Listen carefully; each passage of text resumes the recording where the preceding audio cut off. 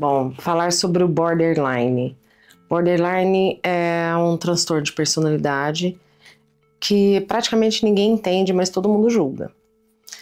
É uma pessoa que, sim, que ela ama demais num dia, mas já no outro dia ela quer desaparecer. Te idolatra de manhã, mas à tarde já tá te odiando. E quando acaba o dia, ela tá ali, se culpando por tudo aquilo. E se você não entende isso, ótimo, porque o borderline também não entende.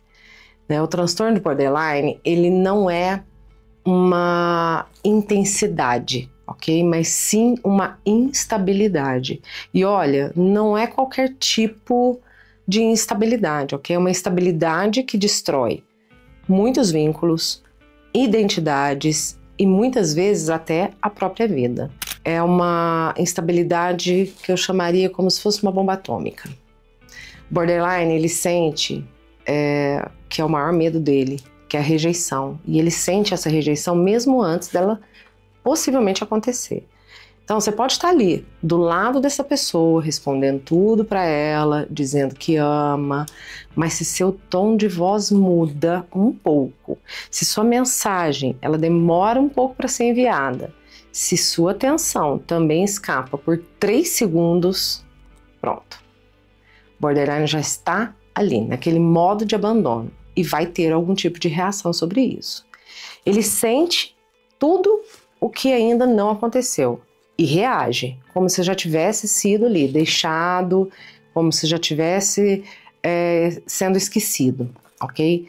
E as reações deles vêm em forma de ataque, um silêncio punitivo, ameaça de rompimento, crise de choro, e até mesmo, às vezes, autolesão. Eles testam o outro o tempo todo, mas não querem que serem reaprovados, viu? Então, o borderline, ele vive em constante teste. E eu falo que é um teste, mas não é um jogo simples de manipulação, viu? Ele não utiliza isso, vou jogar aqui e fazer uma manipulação, mas sim é por desespero, né? Vamos dar um exemplo aqui. É tipo assim, ele fala para a pessoa, se eu fizer isso daqui, você ainda fica comigo? Isso, porque dentro dele existe uma ideia fixa, sempre constante, que é, ninguém vai aguentar quem eu sou de verdade. Então ele força o limite, para ver se você vai embora ou se você fica. Se você for embora, pronto, confirmou a tese dele. Mas se você ficar, tá ganhando ali um pouco mais de oxigênio. Mas não se iluda não, porque no dia seguinte pode ter certeza que ele vai te testar de novo. A identidade do border muda de acordo com quem tá ali por perto, é como um camaleão, né? E por que ele é tão instável?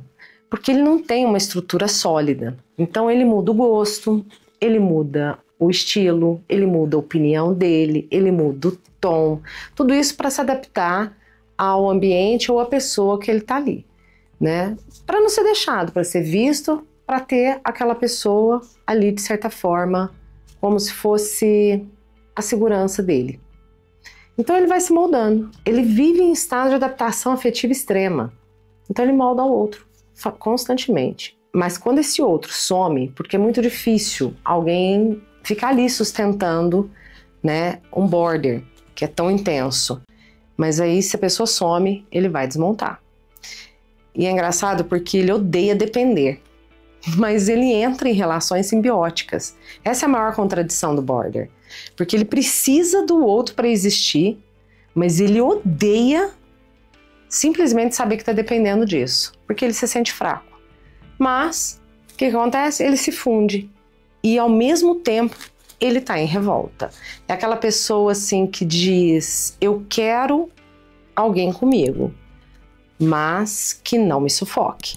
E aí depois de 2 dias, depois que a pessoa já ouviu isso, entendeu que ela quer, mas não pode sufocar. Mas se a pessoa não ligar, vai falar assim, poxa, você nem me ligou para saber como é que eu tô, já vem a cobrança. Então fica meio confuso, né? E clinicamente ele sim tem impulsividade, mas não é inconsciente, ok? Como todo mundo acha. Muita gente acha que o borderline não tem noção do que faz, mas tem sim. Ele sabe exatamente que ele está exagerando, ele sente vergonha antes mesmo daquela crise acabar, mas mesmo assim ele vai repetir esse ciclo. Isso porque ele não tem uma regulação emocional. O afeto chega bruto e de certa forma acaba tomando esse todo, né? Ele tem pavor de ser esquecido, então ele costuma atrair relações muito de alto riscos, né?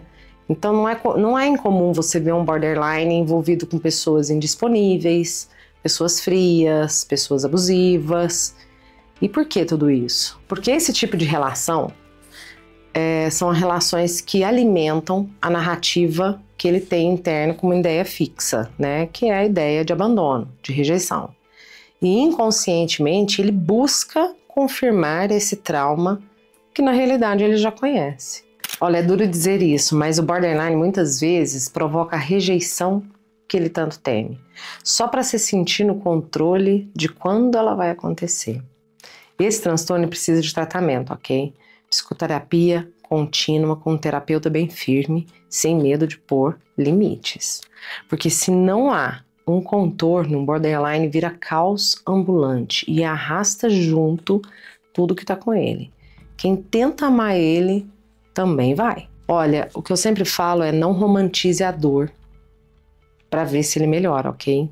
Porque tem a necessidade de estruturação é importante. Então é estruturando o vínculo, é criando previsibilidade e dizendo: olha, eu não vou embora, mas também não vou aceitar tudo em nome dessa sua dor aí, ok? Mas eu queria deixar claro aqui que o borderline não quer ser um problema. Ele sabe o que ele está fazendo, mas ele não quer ser um problema.